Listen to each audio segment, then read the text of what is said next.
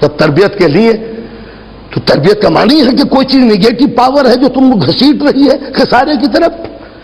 تو اب دو چیزیں رکھیں قدرت نے ہمارے بیلنس کے لیے. ایک کا نام رکھا معروف اور ایک کا نام رکھا منکر.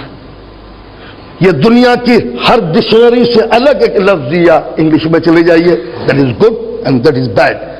گڈ اور بیڈ کہہ کے انہوں نے چکر ختم کر دیا. اسلام نے کہا منکر اینڈ معروف. معروف کیا چیز ہوئی؟ نہیں کیا. منکر کیا چیز ہوئی؟ برائیاں. یہ صحیح ٹرانسلیشن نہیں ہے. منکر ریپلشن, جس کو شعور انسانی, فہم, ضمیر انسانی جس کو ڈس لائک کرتا ہو, اس کا نام ہے منکر. ریپلشن کیا معنی؟ اندر ہمارے ایک ایٹومیٹک سسٹم ہے ریپلشن کا. آنکھ ہر چیز دیکھ سکتی ہے, ہر چیز دیکھ سکتی ہے, کوئی پریشانی تو نہیں, لیکن ایک ریت کا ذرہ آنکھوں میں آ گیا, کیا ہوا؟ اب آنسو بہنے شروع ہوئے. کیا معنی ہوئے؟ اس لیے کہ آنکھ ہر چیز برداشت کر سکتی ہے, مگر غیر اس کی جگہ آ کے بیٹھ جائے یہ برداشت نہیں کر سکتی. یہ احتجاج کے دریا ہیں. یہ کیا چیز ہو؟ نکالو اسے, پھینکو اس کو. غصے سے آنکھ لال. یہ ریڈ لائٹ جلا کے بتا دیا کہ اس وقت کوئی کام نہیں ہوگا. لال لال آنکھیں, ریڈ لائٹ, آنکھوں کے دریا. یہ طوفان اٹھانے سے سیلاب آیا ہوا ہے. یہ چیز ہمیں پسند نہیں تھی, آنکھوں میں کیا ڈال لی, صاف کیجئے. معلوم ہوا کہ اندر کا سسٹم ایٹومیٹکلی ہے. اندر آنکھ میں کوئی چیز آ جائے آنکھ گوارا نہیں کرتی. آپ اس وقت تشریف فرمائیں, ماشاءاللہ افطاری کھا کے آئے ہوں گے, ایک سے ایک کباب کھا کے آئے ہوں گے. اب آپ یہ تشریف فرمائیں جلدی میں جو آئے تو گوشت کا ایک ریشہ آپ کی دانت کے اندر. اب آپ بیٹھے ہوئے تو ہیں مگر دانت کا وہ کنارہ وہاں پر لگا ہوا ہے. سن تو رہے ہیں مگر یہ کیا ہوا؟ کسی کیا چیز آ کے بیٹھی. یہ اندر کا اندرون نظام ہے کہ اگر کوئی غلط آگے بیٹھ جائے غلط جگہ کے اوپر تو مسلسل ایجیٹیشن, ڈیمونسٹریشن. یہ کیا چیز ہو گئی؟ جب تک کہ وہ ریشہ نکال کے آپ پھینک نہ دے. اندر چلا جاتا ہو کہ اندر جانے کے لیے تو تھا یہ کمبخت غلط جگہ کیوں بیٹھا. تو اسلام کا نظام بھی غلط جگہ بیٹھنے کے قائل نہیں ہے. جو جہاں کی چیز ہے وہاں بیٹھے. یہ غلط جگہ کہاں آ گئے؟ وہ اندر ایک ایٹومیٹک سگنل ہے, نکالو سے, نیچے نکالو. اندر میں دیکھ کے اندر کوئی چیز غلط چلی جائے, اگر سب چیز صحیح ہے تو ویلکم ویلکم ویلکم, بھائی واہ سبحان اللہ. لیکن اگر کوئی چیز الٹی سیدھی چلی جائے, استغفر, کیا چیز ہے؟ اندر کا سسٹم اس کو قبول نہیں کرتا. تو مادی جسم میں اگر کوئی غلط چیز آ جائے تو اس کو اندر کا سسٹم قبول نہیں کرتا. اسی طرح شعور انسانی میں اگر گناہ داخل ہو جائے تو اندر کا سسٹم اس گناہ کو قبول نہیں کرتا. پسینے میں تر ہیں, پیر کانپ رہے ہیں, ہاتھوں میں لرزہ ہے, نگاہیں جھکی ہوئی ہیں, پسینہ آیا ہوا ہے. کیا ہوا؟ جرم ہو گیا. ارے ہو گیا تو ٹھیک ہے, فخر سے کہو جرم کیا ہے ہم نے. کہا نہیں, روح کوس رہی ہے, نفس ملامت کر رہا ہے, خدا تیرے ہاتھ ٹوٹے, یہ کیا کر دیا تم نے. معلوم ہوا کہ جب ضمیر زندہ تھا, جب ضمیر زندہ تھا, روح زندہ تھی, نفس انسان کا زندہ تھا, تو برائی کو قبول کرنے کے لیے تیار نہیں تھا. میں نے عرض کیا کہ معدہ غلط چیز کو برداشت نہیں کرتا, لیکن صبح کھائیں, دوپہر کھائیں, شام کھائیں, اگلے دن کھائیں, روز کھائیں, تو پھر معدہ کہتا ہے لے زہر مار, اب زہر ہی کھا. تو وہ قومیں بھی ہیں کہ جو انفیکشن کھاتی ہیں, زہر کھاتی ہیں, کچھ نہیں ہوتا. کیوں؟ کہ اب وہ معدہ نارمل نہیں ہے, اب نارمل ہو گیا. اسی طرح روح اگر نارمل ہوتی ہے تو گناہ کے وقت پیر تھرتھراتے ہیں, ہاتھوں میں کپ کپی ہے, نگاہیں عدامت سے جھک جاتی ہیں, پسینے کے دریا بہنے لگتے ہیں, آدمی قوت ارادی کھو دیتا ہے, ہمت جواب دے جاتی ہے. کیوں؟ اندر جرم داخل ہو گیا. تو جب تک اس جرم کو نکالا نہ جائے آدمی میں قوت ارادی, ول پاور پیدا نہیں ہوتا. تو اب اسلام نے کیا کہا؟ جس گناہ کو اندر گنجائش نہ ہو, سوسائٹی میں بھی گنجائش نہیں ہونا چاہیے. نہیں, اندر منکر گناہگار کو اتنا ذلیل کرو کہ وہ گناہ کرنے کی ہمت کھو بیٹھے. اس لیے کہ اس کو احساس ہونا چاہیے کہ میں نے جرم کیا. یہ نہیں ہے کہ کوئی شرابی یہ خیریت ہے, ہاں پی, ہاں روزے میں ضرور پیا کیجیے, تھکن نکل جاتی ہے. کیوں؟ جب سوسائٹی کوآپریٹ کرتی ہے جرم کے ساتھ تو ہمت بڑھتی چلی جاتی ہے. لہذا اس کو نہیں اندر منکر, اس کو اتنا دھتکارو کہ گناہگار ذلیل ہو کے رہ جائے. اس کو ہماری اردو زبان میں کہتے ہیں نکو ہو جائے. کہ ناک نہ ہو جس کے منہ پہ کٹ جاتی تھی اس زمانے کے اندر تو وہ ناک چھپائے پھرتا ہے، اسی طرح تمہاری سوسائٹی میں گنہگار ناک لے کے نہ بولے، سر جھکا کے بولے تاکہ دوسروں کو عبرت ہو سکے کہ گنہگار ایسا سوسائٹی میں ذلیل و خوار ہو جاتا ہے۔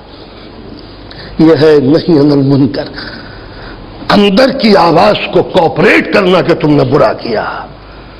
سوسائٹی تم کو قبول نہیں کرتی، جس سوسائٹی کے اندر ریپلشن نہیں ہوتا اس میں گناہگاروں کی فہرست بڑھتی رہتی ہے، اور نتیجہ یہ ٹیررزم ہوتا ہے کہ جہاں آدمی دل کی تسکین کے لیے خون کرنا فیشن سمجھنے لگتا ہے۔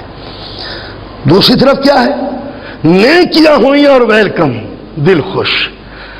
کبھی آدمی نیکی کر کے نہیں پچھتاتا اور کبھی جرم کر کے نہیں مسکراتا جب تک کہ سیڈسٹ نہ ہو جائے، عادی مجرم نہ بن جائے۔ ادھر نیکیاں کی اور دل شاد ہوا، کسی فقیر کو کھلا دیا، کھانے سے پہلے تو نوٹ گنے تھے 25 10 15 دے یا نہ دے، دے یا نہ دے، دے دو، تو دینے سے پہلے تو پچھتا رہے تھے دے یا نہ دے، میں جب کھا لیتا ہے آدمی تو روح مطمئن ہو جاتی ہے، گیا نہیں یہ تو کتنا مل گیا، تجھے کیا معلوم۔ تو اسی طرح جب آدمی نیکی کرتا ہے تو اس کا نام رکھا ہے اسلام نے امر بالمعروف، جو نیکیوں کی طرف قدم رکھے اس کو اور فوکس کرو، کوپریٹ کرو، اس کا ساتھ دو، آواز میں آواز ملاؤ، تبلیغ کرو حق کی، اس لیے کہ نیکیاں کرنے والا اکیلا نہ رہ جائے، اکیلیوں کے ساتھ چلو نیکیوں کے۔ تو جب نیکیاں کرنے والوں کو ایک ماحول ملے گا تو پھر وہ تنہا نہیں ہوگا، ایک کارواں بن جائے گا۔ اور کسی بھی نیکی کے ساتھ ساتھ چلنا یہ خود ایک نیکی ہے، چاہے نیکی میں پوری طرح شریک نہ ہو مگر نعرے ہی لگا کے چلو، سب کو تھوڑی پوسٹ ملتی ہے۔ تو اسی طرح جس طرح ایک لیڈر کے نعرے لگا رہے ہو زندہ باد، تو اگر نیکیوں کو زندہ باد کہو گے تو پھر اتنی بڑی طاقت پیدا ہو جائے گی، پھر تمہاری سوسائٹی کے اندر کوئی مجرم نہ بن سکے گا۔ تو اسلام نے 2 حکم دیے کہ دیکھو برائی کو دیکھ کے چپ نہ رہنا اور نیکیوں کو دیکھ کے اسے تنہا چھوڑ نہ دینا۔ کسی نے امام جعفر صادق علیہ السلام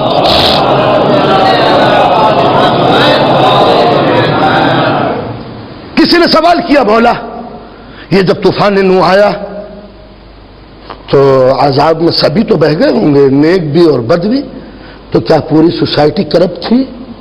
سارے بدماش تھے؟ سارے کمبخت نالائق تھے؟ امام نے کہا نہیں، ایسا کیسے ہو سکتا، کچھ اچھے بھی تھے۔ کہا مولا جب اچھے تھے اس سوسائٹی میں تو یہ عذاب الہی اتنا نابینا کیوں بن گیا کہ سب پر موت پھیرتا چلا گیا؟ اچھوں کو بچا لیتا، بروں کو ڈبو دیتا۔ لیکن نہیں، تم سمجھے نہیں، سوسائٹی میں اچھے بھی تھے مگر ان کا سب سے بڑا قصور یہ تھا کہ وہ جرم کو دیکھتے تھے اور چپ رہتے تھے۔ تو جو خود نیک ہو اور جرم کو دیکھ کے چپ ہو جائے تو یہ جرم کو دیکھ کے خاموشی خود شریک ذہن ظلم ہونا ہے۔ کم سے کم بدماشوں کی تعداد میں آپ نے شرکت سے اضافہ تو فرمایا، تو لہذا برائی کو دیکھو تو تمہاری 3 ڈیوٹیز ہیں، 3۔ جرم کو دیکھنے کے بعد تمہارے اوپر 3 چیزیں فرض ہو جاتی ہیں۔ طاقت ہو تو طاقت کے فورس کے ذریعے اس کو روک دو، بازو میں اگر طاقت ہے روک دو اسے، طاقت نہیں ہے زبان سے چیخو، غلط ہے، چپ نہ رہنا جرم کو دیکھ کے۔ اور اگر اس درجے کا ایمان نہیں ہے تو دل سے نفرت کرنا کہ برا کر رہا ہے۔